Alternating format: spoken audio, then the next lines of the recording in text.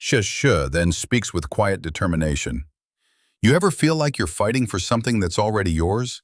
Like you're clawing to keep what you've worked your whole life for, and nobody's listening? That's been my last 20 years here in Channing Cove. My home, my sanctuary, the place I thought I'd raise my kids, grow old with my husband, and maybe, just maybe, find a little peace. But peace? Chuckles, bitterly. That's not what this neighborhood's HOA had in mind. When we moved here in 2007, Channing Cove felt like a dream. 40 homes, tidy lawns, a little retention pond out back. The HOA fee was $100 a year, chump change to keep the grass cut and the pond from turning into a swamp. My husband and I, we were young, starting our business, raising our 2 girls. We thought we'd found our forever home. But dreams?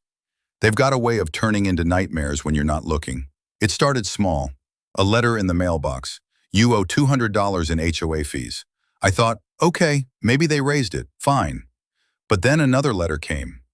And another. Fines for things I couldn't even wrap my head around. $500 for a fence we put up, approved, mind you, but they said it was the wrong shade of brown. $300 for a crack in our driveway they claimed was an eyesore. No explanations, no receipts, just demands. I paid it first. I mean, who wants a lien on their house? Who wants to risk losing everything over a few $100? Pause, voice hardens. But then it got worse. By 2015, the fees doubled to $200 a year, and they started tacking on special assessments. $1,000 here, $2,000 there, for what? 3 patches of grass and a pond that's half mud? I started asking questions. Where's this money going? Show me the books. You know what I got? Spreadsheets. Excel spreadsheets with numbers that didn't add up. No invoices, no contracts, no proof. Just a piece of paper telling me I owed thousands. And if I didn't pay, a lien that could take my home. Sound of a creaking chair as she shifts, voice rising. You know what it's like to wake up every day wondering if your house is still yours? To check your mailbox and feel your stomach drop, knowing there's another threat waiting?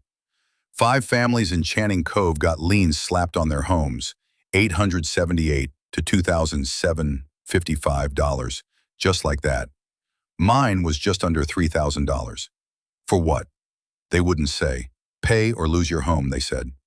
Georgia law lets them do that, you know. If you owe more than $2,000, they can foreclose. Your home, your life's work, gone.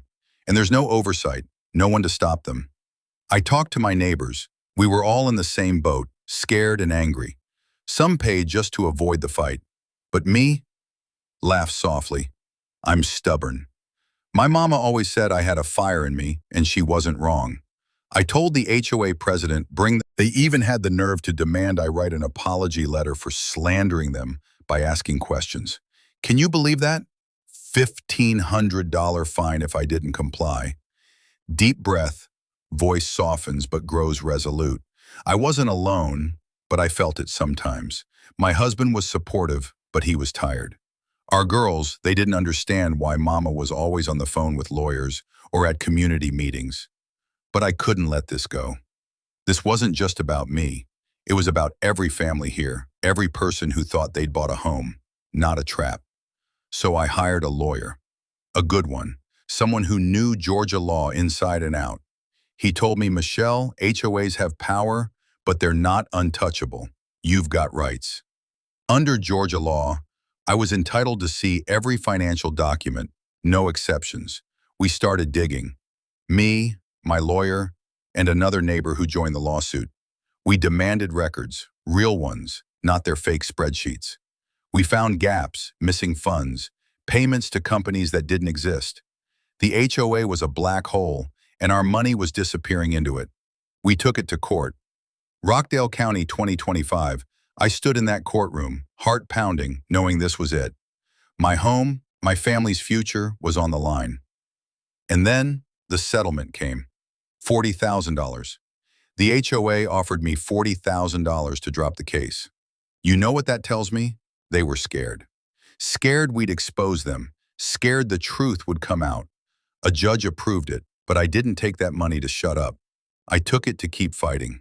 That $40,000, it's a start, but it's not the end. I want accountability. I want every neighbor to know they don't have to live in fear of losing their home over a $2,000 lien. I want the state to step in, to regulate these HOAs, to stop them from preying on hardworking people. I'm still here, sitting on my porch, looking at the same lawn I fought for. My girls are playing inside, my husband's cooking dinner, and for the first time in years, I feel like this house is mine again. But I'm not done. This fight's bigger than me. It's for every homeowner who's been bullied, who's been told to pay or else. If I can stand up to them, so can you. Don't let them take what's yours. Ask questions, demand answers. And if they bring a lien, you tell them, bring it on.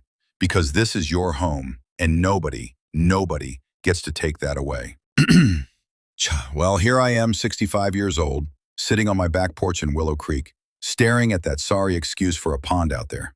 Used to be, I'd watch the ducks swim by, sip my coffee, and think, this is what retirement's all about. Now, I look at it and see a $40,000 fight. Not the kind of legacy I plan to leave, but I'll be darned if I didn't win it. I moved here in 2010, right after my wife Clara passed. Willow Creek was our dream. Small subdivision, 30 houses, a little community where I could tend my garden and forget the chaos of teaching algebra to teenagers. The HOA fee was $150 a year back then. Seemed fair. Kept the streets clean, the pond stocked. I paid it without a second thought. Old habits, I guess. Always taught my kids to follow the rules. Then the letters started. 2016, I think. James Carter, you owe $300 for unpaid dues. I scratched my head, paid my $150 on time, like always. Called the HOA president, a fellow named Greg who'd never met a smile he liked. Oh, he says, that's an assessment for the pond cleanup. Cleanup? That pond looked like a swamp with delusions of grandeur. I asked for a receipt. Got a glare and a new letter.